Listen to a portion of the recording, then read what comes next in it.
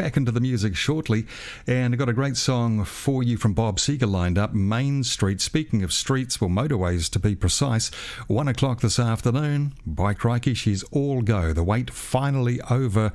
All 4 lanes of Christchurch's newest motorway, the $290 million Northern Corridor, will officially open to traffic, all 4 lanes. And a man who knows all about it and is no doubt very excited today is the overall project director.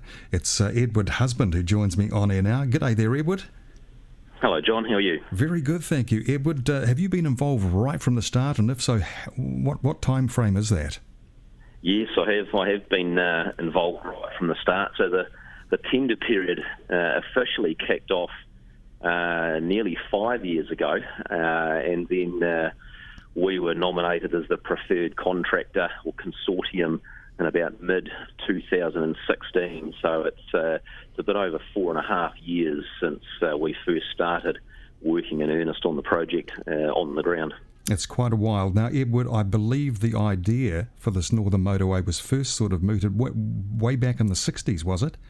Yeah, that's correct, way back in the 60s. So we've done a little bit of research in the last 6 months, and our communications manager here, Norma, has gone into the archives and found some old paper clippings that talk about the motorway way back in the 60s. And, the idea's been around ever since, and it... finally came to fruition over the last 5 years. Yep, well, it's a reality from 1 o'clock this afternoon officially. I've just had a look at a drone flyover. It's on a massive scale, isn't it?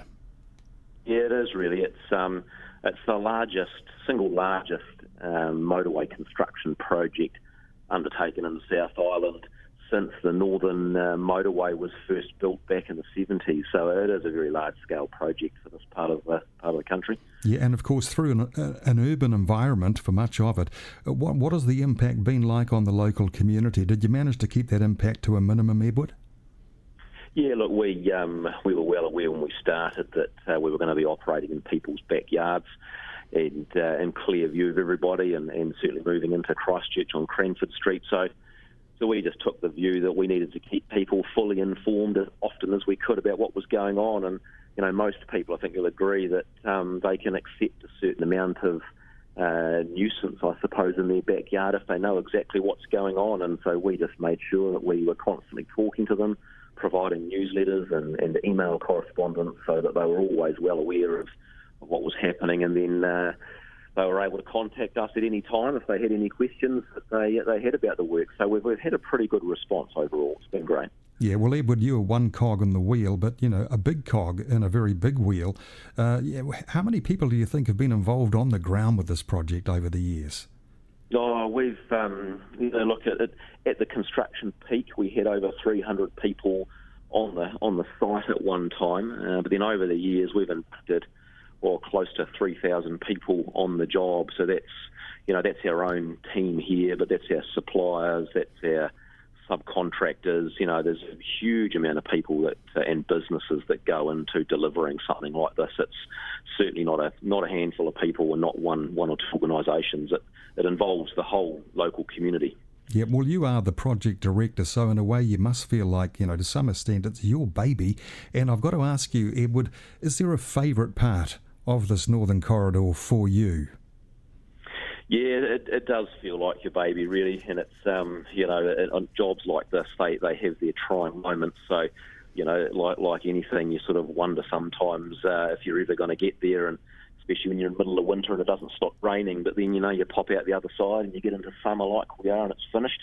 And so you definitely know every inch of it. But the favourite part for me is probably the over the Styx Bridge, which is about halfway along the job, and there's a neat shared use path bridge that we've built over the Styx River, and it's painted a really bright red colour. To me, it looks like it's Pukeko legs colour, and it's just a neat wee feature halfway along the project. So if you're cycling and walking along there, it's a nice landscaping feature. So that's probably the main one. But also, actually, at night, when you drive down the motorway, the local roads that go over the top of the motorway, Preston's Road, Radcliffe and Belfast Road bridges, they've all got LED lighting on the side of them, and lit up at night they look fantastic. So nighttime, that's probably my favourite part of the project, and daytime it's definitely the Styx Bridge for the cycleway.